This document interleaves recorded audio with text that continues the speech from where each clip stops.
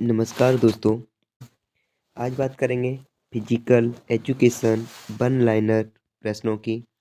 तो मैं आपको बता दूं, ये सभी प्रश्न प्रीवियस ईयर प्रश्नों से लिए गए हैं। तो आप इसे स्किप ना करें, एक बार ज़रूर देखें। जितने भी राज्य स्तर पर फिजिकल एजुकेशन से संबंधित परीक्षाएं होती हैं, उन सभी एग्ज़ाम के लिए बहुत ही महत्वपूर्ण प्रश्न होंगे। तो चलते हैं पहले प्रश्न की ओर। पहला प्रश्न है, रोम का उत्तरार्ध काल यानी लेटर रोम पीरियड की बात करें तो इस काल के व्यक्तियों को क्या कहा जाता था। तो याद रखना, इस काल के व्यक्तियों को हेलेनिक पीपल कहा जाता था। तो बात आती है, इस काल के लोगों को हेलेनिक पीपल क्यों कहते थे। तो याद रखना, क्योंकि यहाँ के लोग लड़कियों और औरतों की शिक्षा पर विशेष ध्यान देते थे, इसी कारण हेलेनिक पीपल कहते थे। अगला प्रश्न, इस काल में कौन सा मेडिकल स्टूडेंट था जिसने एक्सरसाइज तथा डाइट के बारे में लोगों को बताया। तो रोम पीरियड की बात कर रहे हैं। तो रोम पीरियड में गैलन नाम के व्यक्ति ने एक्सरसाइज और डाइट के बारे में लोगों को बताया। रोम काल में प्राइमरी लेवल के विद्यालय को क्या कहा जाता था। तो स्कूल ऑफ लिटरेचर। इस काल में सेकेंडरी लेवल के स्कूल को क्या कहा जाता था। तो स्कूल ऑफ जिम्नास्टिक। इस काल में तलवार युद्ध कहाँ होता था। तो एम्फी थिएटर्स में। बढ़ते हैं अगले प्रश्न की ओर। समुद्र देवता किसे कहा जाता है। तो समुद्र देवता पोसीडोन को कहा जाता है। सूर्य देवता किसे कहा जाता है। तो अपोलो को। पृथ्वी की रानी किसे कहा जाता है। डेमिटर। अलेक्जेंडर किसके शिष्य थे। अरस्तु के। फादर ऑफ हिस्ट्री अर्थात इतिहास के जनक कौन है। तो हेरोडोटस। वेद व्यास के वेदों की तुलना यूनान के किस गुरु से की जाती है। तो हम कहेंगे वेद व्यास के वेदों की तुलना होमर की रचनाओं से की जाती है। अगला प्रश्न, नीमियन खेल कहाँ और किसके समक्ष खेले जाते थे। तो याद रखना, नीमियन खेल आर्गोलिस नामक स्थान पर और जीसस जियस नामक देवता के समक्ष खेले जाते थे। तो जियस नामक देवता के समक्ष निमियन खेल खेले जाते थे आर्गोलिस नामक स्थान पर। बात करेंगे इस काल में यानी निमियन काल में सॉरी रोम काल में जिम्नास्टिक एक्सरसाइज को क्या कहा जाता था। तो याद रखना, गेस्टिकुलेशन। क्या रोम काल में जिम्नास्टिक एक्सरसाइज को क्या कहते थे। गेस्टिकुलेशन। रोम काल में शारीरिक शिक्षा खेलों के लिए स्वर्ण काल कहा जाता था। तो उत्तर एथेंस काल को। किसने कहा कि शिक्षा का मुख्य उद्देश्य परंपरागत ज्ञान को न देखते हुए ज्ञान को देखा जाए। तो सुकरात ने कहा था कि परंपरागत ज्ञान को न देखते हुए सही ज्ञान को देखा जाए। अगले प्रश्न की ओर बढ़ते हैं। किसने कहा कि शारीरिक तथा मानसिक विद्या में आपस में संबंध है। तो शारीरिक शिक्षा और मानसिक शिक्षा में आपस में संबंध बताया प्लेटो ने। किसको मेडिकल जिम्नास्टिक का पितामह कहते हैं। तो मेडिकल जिम्नास्टिक का पितामह हिप्पोक्रेटस को कहते हैं। पूर्व एथेंस काल में खेलों व एथलेटिक समारोह को किस नाम से जाना जाता था। तो पूर्व एथेंस काल की बात करें, खेल एवं एथलेटिक समारोह को पैन हेलेनिक गेम के नाम से जाना जाता था। बात करेंगे पैन हेलेनिक गेम में कौन सी प्रतियोगिताएं शामिल थीं। तो ओलंपिक, इस्थमियन, पाइथियन और निमियन। तो, तो पैन हेलेनिक में 4 गेम सम्मिलित थे, ओलंपिक, इस्थमियन, पाइथियन और निमियन। अगला प्रश्न, पाइथियन खेल कहाँ और किसके समक्ष होते थे। तो याद रखना, डेल्फी पर्वत के समतल स्थान पर पाइथियन खेल खेले जाते थे, डेल्फी पर्वत पर। और अपोलो देवता के समक्ष यह खेले जाते थे। अगला प्रश्न, ओलंपस की रानी किसे कहा जाता था। तो हेरा को। आकाश देवता किसे कहा जाता था? तो जीएस को, आकाश देवता जीएस। नेक्स्ट, खेलकूद व कुश्ती के विद्यालय को क्या कहा जाता था? तो याद रखना पैलिस्ट्रा। खेलकूद एवं कुश्ती के विद्यालय को क्या कहते थे? पैलिस्ट्रा। ये रोम काल की बात चल रही है। संगीत के विद्यालय को क्या कहा जाता था? तो डिडास केलम। क्या? डिडास केलम। शारीरिक शारीरिक शिक्षक अर्थात फिजिकल एजुकेशन टीचर को क्या कहा जाता था? तो पेडो ट्राइब। पेडो ट्राइब। जेवलिन से संबंधित शिक्षक, जो भी भाला फेंक को समझाता था, खिलाता था, उस शिक्षक को क्या कहा जाता था? तो अकॉन्टिस्टस। अकॉन्टिस्टस। नेक्स्ट, अगला प्रश्न, पेन हेलनिक खेल के अंदर कौन से खेल आते हैं? तो अभी हमने बताया था पेन हेलनिक गेम के अंतर्गत ओलंपिक, इस्थमियन, पाइथियन और नेमियन 4 गेम आते हैं। इस्थमियन गेम कहाँ और किसके समक्ष खेले गए? तो इस्थमियन गेम कोरिंथ नामक स्थान पर और पोसीडोन नामक देवता के समक्ष, जिन्हें हम समुद्र का देवता भी कहते हैं, पोसीडोन। Next, collegium. कोलिजियम कहाँ पाया जाता था? तो याद रखना रोम में। कोलिजियम कहाँ पाया जाता था? रोम में। इस काल में किस युद्ध की देवता पूजा इस काल में किस युद्ध के देवता की पूजा की जाती थी? तो याद रखना मार्स देवता की। जर्मनी के गर्ट्समथ नामक विद्वान ने कौन सी 2 किताबों पर कार्य किया?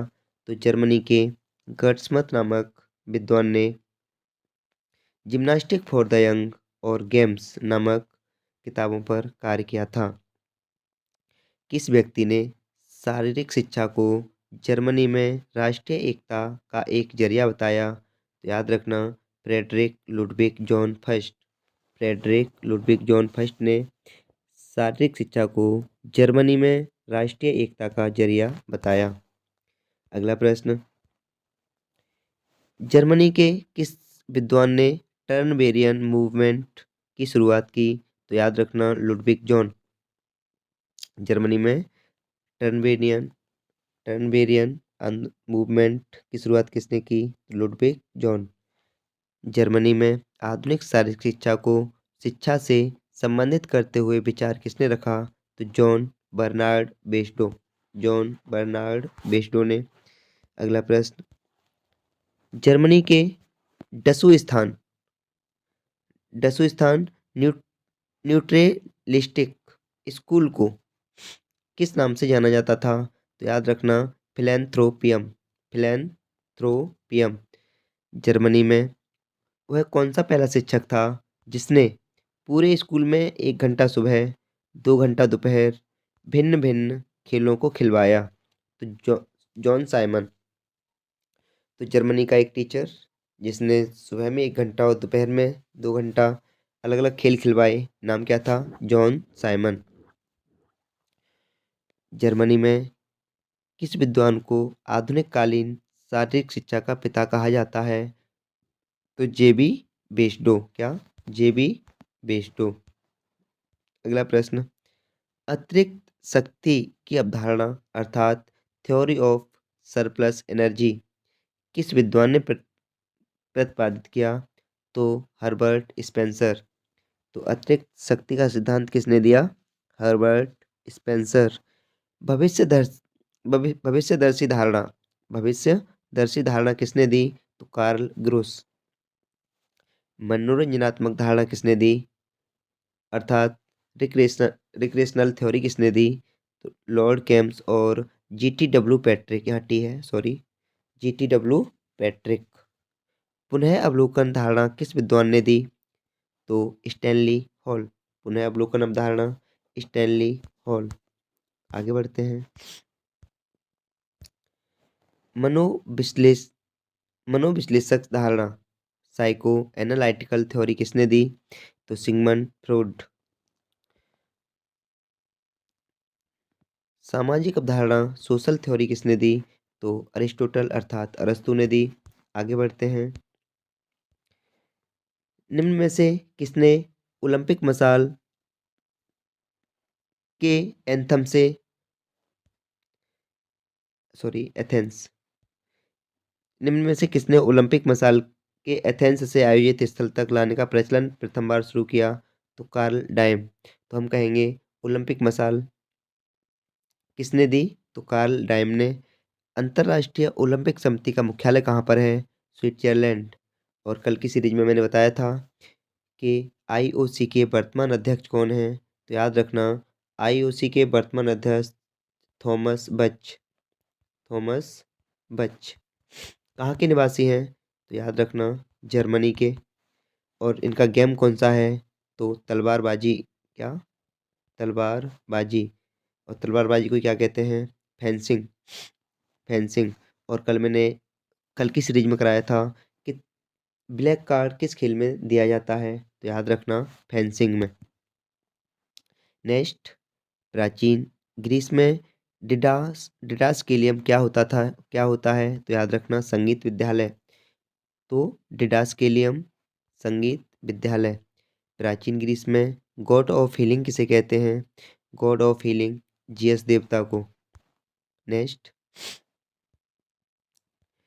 खेलों में पुनर्वास का उपयोग किया जाता है। तो पुनर्वास का उपयोग क्यों करते हैं? तो खेलों में पुनर्वास का उपयोग किया जाता है तो सुधारात्मक व्यायाम, करेक्टिव एक्सरसाइज, अर्थात खेलों में पुनर्वास के लिए संशोधित व्यायाम के कुछ व्यायामों को चरणबद्ध तरीके से कराकर चोट वाले अंग को पुनः सामान्य अवस्था में लाने का प्रयास किया जाता है। और एक बार चोट लगने के बाद यदि खिलाड़ी पुनः खेलने योग्य हो जाता है तो वह पुनर्वास की स्थिति में वापस आ गया है। आगे एक लास्ट प्रश्न आज का। भारत सरकार के खेल विभाग ने भारतीय खेल प्राधिकरण, जिसे हम क्या कहते हैं? साई। क्या बोलते हैं? Sai. Sport authority of India. Sport authority of India.